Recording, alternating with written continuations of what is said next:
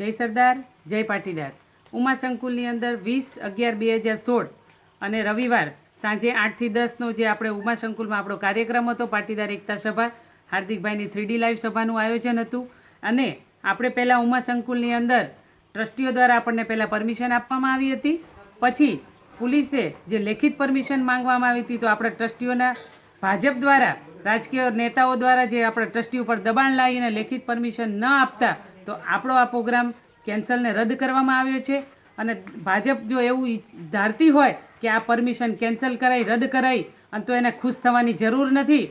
અમે આ નવી શરૂઆત, નવી પરમિશન લઈ અને નવા પ્રોગ્રામની અમે જાહેરાત કરીશું. અને ગામે ગામ જઈ અને પાટીદાર ભાઈઓએ જે અમને સમર્થન આપ્યું છે, ગામે ગામ સભામાં હાજરી આપી છે, અને પાટીદારો આજે એક બન્યા છે, તો એક બનાવી અને આપણે ફરીથી પ્રોગ્રામની જાહેરાત કરીશું અને અનામતની લડાઈ સાથે મળીને લડીશું. જય સરદાર.